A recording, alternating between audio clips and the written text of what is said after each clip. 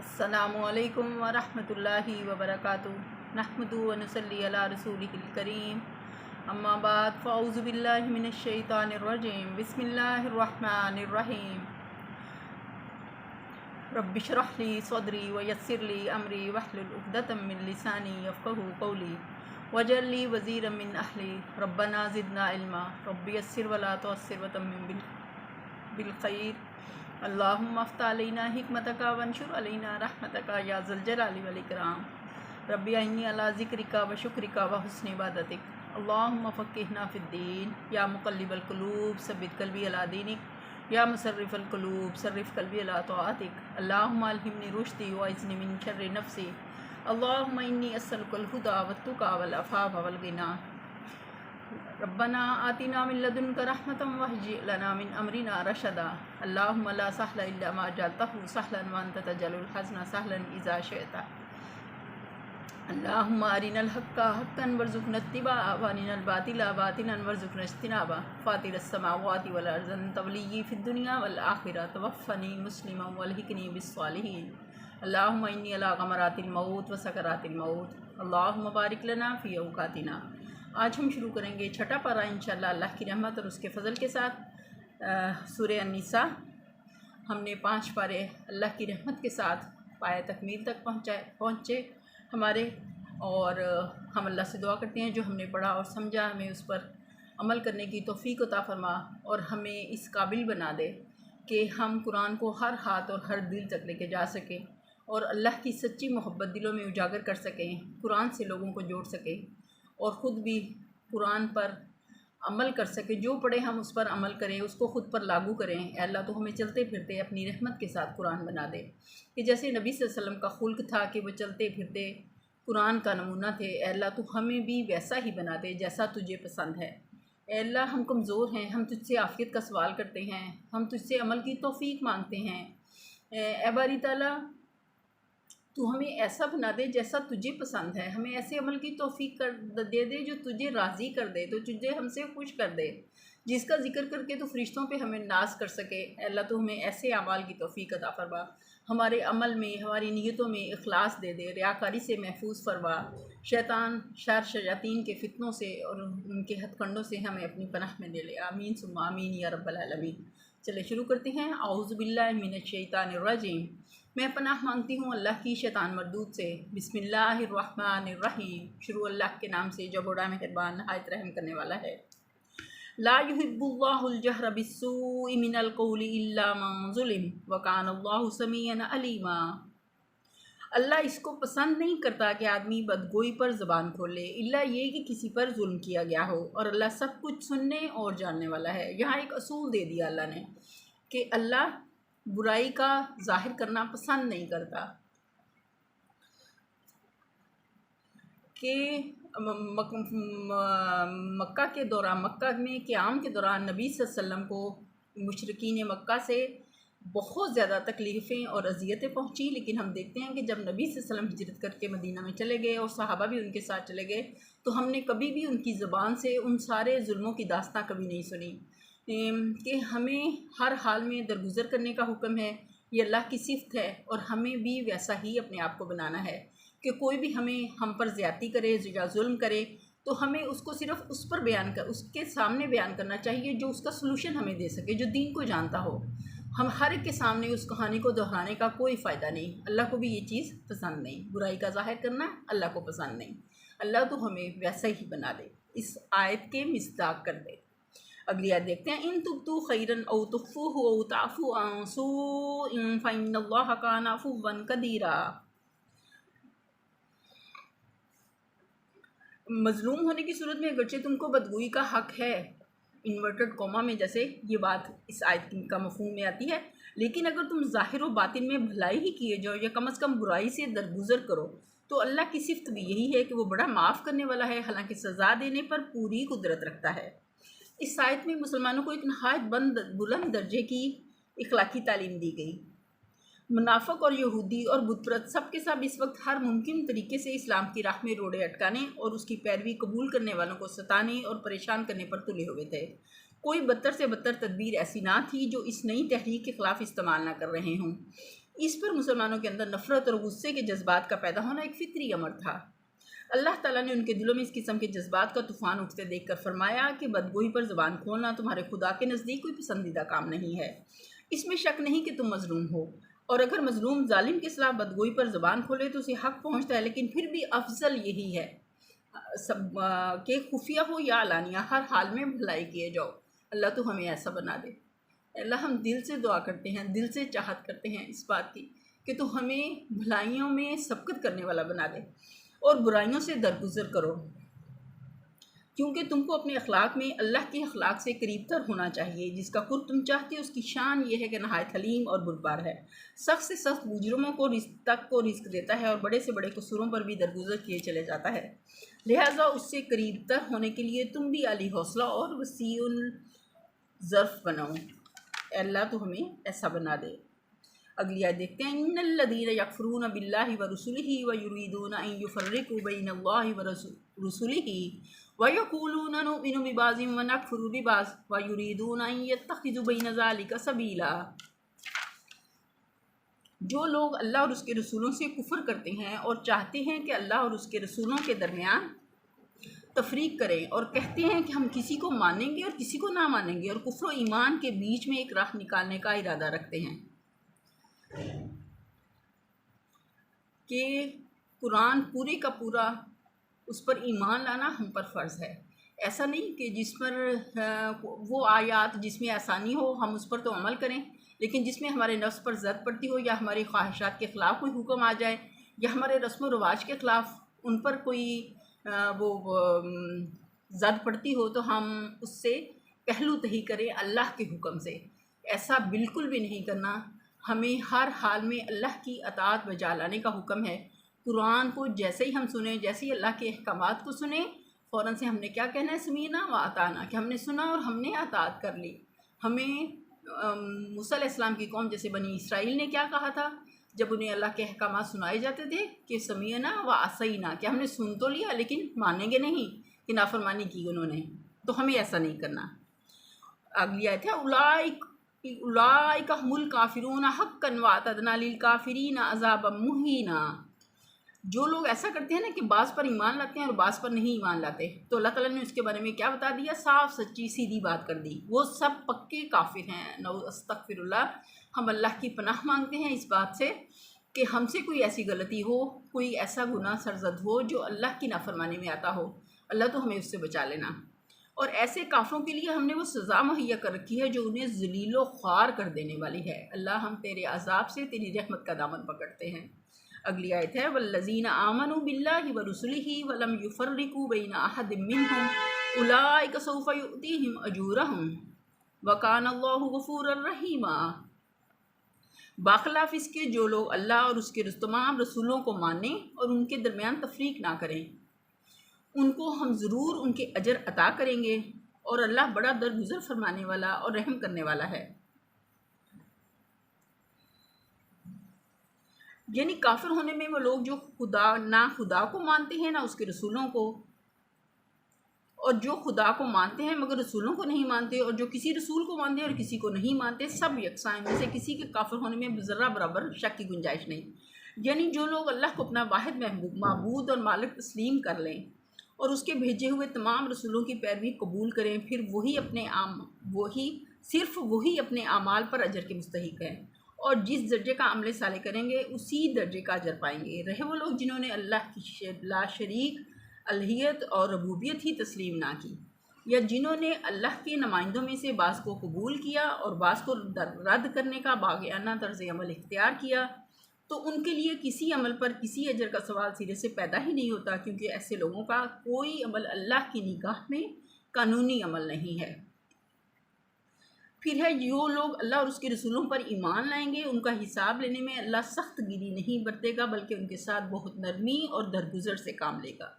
اگلی آیت دیکھتے ہیں، یسألک اہل الکتاب ان تنزل علیہم کتابا من السماء فقد سألوا موسیٰ اکبر من ذلک فقالوا ارنا اللہ جہرۃ فأخذتہم الصاعقۃ بظلمہم ثم اتخذوا العجل من بعد ما جاءتہم البینات मा जाअतहुमुल बय्यिनातु फ़अफ़ौना अन ज़ालिक व आतैना मूसा सुल्तानम मुबीना।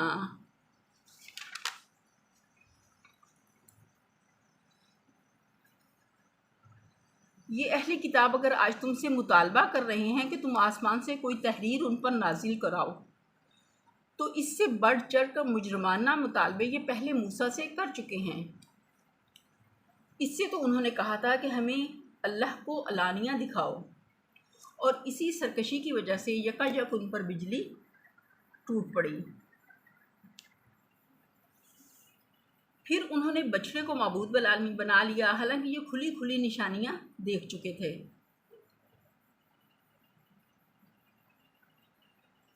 इस पर भी हमने उनसे दरगुजर किया और हमने मूसा को सरी फरमान अता किया। मदीना के यहूदी नबी सल्लल्लाहु अलैहि वसल्लम से जो अजीब मुतालबे करते थे, उनमें से एक ये भी था कि हम आपकी रसालत उस वक्त तक तस्लीम ना करेंगे जब तक कि हमारी आंखों के सामने एक लिखी लिखाई किताब आसमान से नाजिल ना हो, या हम में से एक शख्स के नाम ऊपर से इस मजमून की तहरीर आ जाए कि ये मोहम्मद सल्लल्लाहु अलैहि वसल्लम तुम्हारे रसूल हैं, उन पर ईमान लाओ। यहाँ किसी वाक़े की तफसील बयान करना मकसूद नहीं है, बल्कि यहूदियों के जराइम की एक मुख्तसर फहरिस्त पेश करनी मकसूद है। इसलिए उनकी कौमी तारीख़ के चंद नुमायाँ वाक़यात की तरफ सरसरी इशारात किए गए हैं। इस आयत में जिस वाक़े का जिक्र है वह सूरह बकरा आयत नंबर 55 में भी गुजर चुका है। सूरह बकरा में आयत नंबर हम देखते हैं। ये इशारा जिस वाक़े की तरफ है उसकी तफसील ये है कि 40 शबाना रोज़ की करारदाद पर जब हज़रत मूसा अलैहिस्सलाम तूर पर तशरीफ़ ले गए थे, तो आपको हुक्म हुआ था कि अपने साथ बनी इसराइल के 70 नुमाइंदे भी लेकर आएँ। फिर जब अल्लाह ताला ने मूसा अलैहिस्सलाम को किताब और फुरकान अता की, तो आपने उनसे उन नुमाइंदों के सामने पेश किया। इस मौके पर कुरान कहता है कि उनमें से बाज़ शरीक कहने लगे कि हम महज तुम्हारे बयान पर कैसे मान लें कि अल्लाह तुमसे हम कलाम हुआ है। इस पर अल्लाह ताला का गज़ब नाजिल हुआ और उन्हें सज़ा दी गई। वो सज़ा क्या थी कि अल्लाह ने उनको मौत दे दी, लेकिन फिर नबी मूसा अलैहिस्सलाम के दोबारा दुआ करने पर अल्लाह ने उनको ज़िंदगी अता की दोबारा से। अगली आयत देखते हैं कि खुली खुली निशानियों से मुराद वो निशानियां हैं जो हज़रत मूसा अलैहिस्सलाम के रसूल मुकर्रर होने के बाद लेकर फ़िरऔन के गर्क होने और बनी इसराइल के मिस्र से निकलने तक पे दर पे इन लोगों के मुशाहिदे में आ चुकी थी। ज़ाहिर है कि सल्तनत मिस्र की अज़ीमुशान ताकत के पंजों से जिसने बनी इसराइल को छुड़ाया था वो कोई गाय का बच्चा ना था, बल्कि अल्लाह रब्बुल आलमीन था। मगर ये इस कौम की बातिल परस्ती का कमाल था कि खुदा की कुदरत और उसके फ़ज़ल की रोशन तरीन निशानियों के तजर्बे और मुशाहिदा कर चुकने के बाद भी जब झुकी तो अपने मुहस्ने खुदा के आगे नहीं, बल्कि एक बछड़े की मसनूई सूरत ही के आगे झुकी। आगे देखते हैं। वरफ़ाना फ़ौक़हुमुत्तूर बिमीसाकिहिम वक़ुलना लहुम उदख़ुलुल बाब सुज्जदन वक़ुलना लहुम ला तअदू फ़िस्सब्ति वअख़ज़ना मिनहुम मीसाक़न ग़लीज़ा। और इन लोगों पर तूर को उठाकर उनसे इस फरमान की अताअत का अहद लिया। हमने उनको हुक्म दिया कि दरवाज़े में सजदा रेज़ होते हुए दाखिल हो। हमने उनसे कहा कि सब्त का कानून ना तोड़ो, और इस पर उनसे पुख्ता अहद लिया।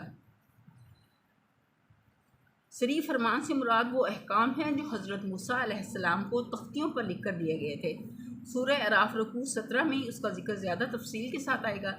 और अहद से मुराद वो मिसाक है जो कोह तूर के दामन में बनी इसराइल के नुमाइंदों से लिया गया। सूरह बकरा आयत 63 में भी इसका जिक्र गुजर चुका है, और सूरह अराफ आगे हम आयत नंबर 171 में फिर इसकी तरफ इशारा आएगा। आगे हम देखते हैं कि इसी आयत की वजाहत सूरह बकरा आयत नंबर 58 और 59 में उसका जिक्र है। देखते हैं हाशिया नंबर 75।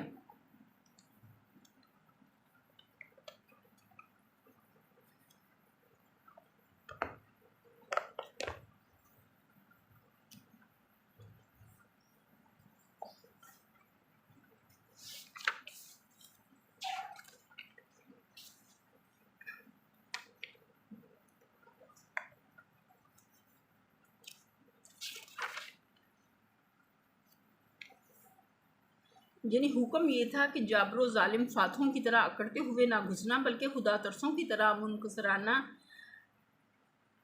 شان سے داخل ہونا، جیسے حضرت محمد صلی اللہ علیہ وسلم فتح مکہ کے موقع پر مکے میں داخل ہوئے، اور حتت ان کے دو مطلب ہو سکتے ہیں، ایک یہ کہ اللہ سے اپنی خطاؤں کی معافی مانگتے ہوئے جانا، دوسرا یہ کہ لوٹ مار اور قتل عام کے بجائے بستی کے باشندوں میں درگزر اور عام معافی کا اعلان کرتے جانا۔ سورہ بقرہ میں اس کی طرف اشارہ ہے۔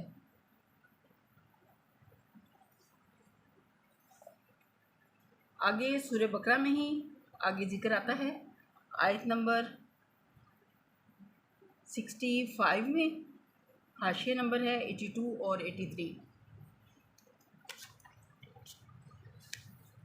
سبت یعنی ہفتے کا دن بنی اسرائیل کے یہ قانون مقرر کیا گیا تھا کہ وہ ہفتے کو آرام اور عبادت کے لیے مخصوص رکھیں گے۔ اس روز کسی قسم کا دینی کام حتیٰ کہ کھانا پکانے کا کام بھی نہ خود کریں گے، نہ ملازم اپنے خادموں سے لیں گے۔ اس باب میں یہاں تک یہ تاکیدی حکم تھا کہ جو شخص اس مقدس دن کی حرمت کو توڑے گا وہ واجب القتل ہے۔ لیکن جب بنی اسرائیل پر اخلاقی اور دینی انحطاط کا دور آیا تو ولی اعلان سبت کی خلاف ورزی کرنے لگے، بے حرمتی کرنے لگے، حتیٰ کہ ان کے شہروں میں کھلے بندوں سبت کے روز تجارت ہونے لگی۔ اس واقعے کی تفصیل آگے سورہ اعراف رکوع نمبر 21 میں آتی ہے۔ ان کے بندر بنائے جانے کی کیفیت میں اختلاف ہے۔ بعض یہ سمجھتے ہیں کہ ان کی جسمانی ہیئت بگاڑ کر بندروں کی سی کر دی گئی تھی، اور بعض اس کے یہ معنی سمجھ لیتے ہیں کہ ان میں بندروں کی سی صفات پیدا ہو گئی تھیں۔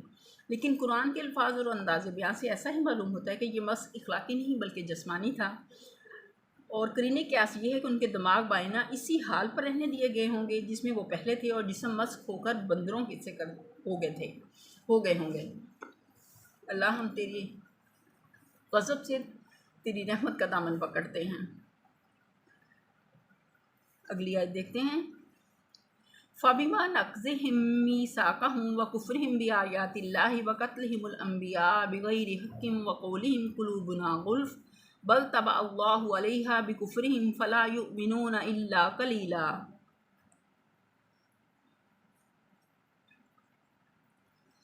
آخرکار ان کی عہد شکنی کی وجہ سے اور اس وجہ سے کہ انہوں نے اللہ کی آیات کو جھٹلایا اور متعدد پیغمبروں کو ناحق قتل کیا، اور یہاں تک کہا کہ ہمارے دل غلافوں میں محفوظ ہیں، حالانکہ در حقیقت ان کی باطل پرستی کے سبب سے اللہ نے ان کے دلوں پر ٹھپا لگا لیا، اسی وجہ سے یہ بہت کم ایمان لاتے ہیں۔ یہودیوں کے اس قول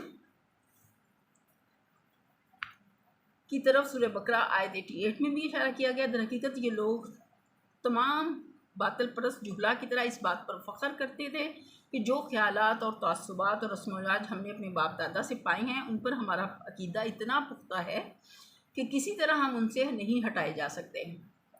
جب کبھی اللہ کی طرف سے پیغمبروں نے آ کر ان کو سمجھانے کی کوشش کی، انہوں نے ان کو یہی جواب دیا کہ خواہ تم کوئی دلیل اور کوئی آیت لے آؤ، ہم تمہاری کسی بات کا اثر نہ لیں گے، جو کچھ مانتے اور کرتے چلے آئے ہیں وہی مانتے رہیں گے اور وہی کیے چلے جائیں گے۔ اس کی وضاحت سورہ بقرہ میں بھی آتی ہے، اس میں بھی دیکھ لیتے ہیں۔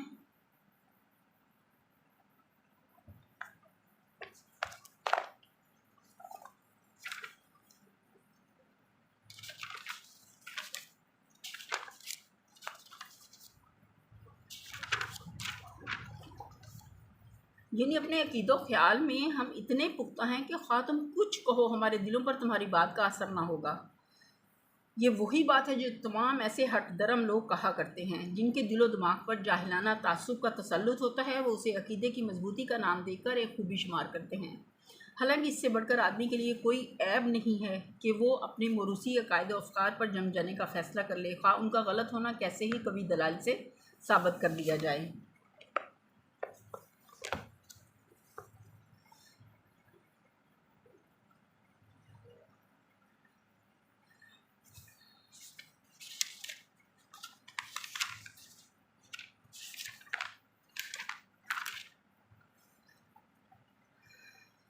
جی یہیں پر اب ہم نے لیسن کا اختتام کرتے ہیں اور اللہ سے دعا کرتے ہیں کہ جو ہم نے پڑھا اور سمجھا اے باری تعالیٰ تو ہمیں اس پر عمل کرنے والا بنا اور ہمارے عمل کی اصلاح فرما دے، صراط مستقیم پر ہمارے قدم جما دے، اپنی رضا پر ہمارے قدم جما دے اور ہمیں اپنی رضا کے کاموں میں سبقت کرنے والا بنا دے۔ جب بھی ہم تیرا حکم سنیں ہم فوراً سے عمل کرنے میں سبقت کرنے والے ہوں، ان لوگوں میں شامل ہوں جو حق کے راستے میں، اللہ کی رضا کے راستے میں سبقت کرنے والے ہیں۔ اے اللہ تو ہمیں ایسے گروہ میں شامل فرمانا۔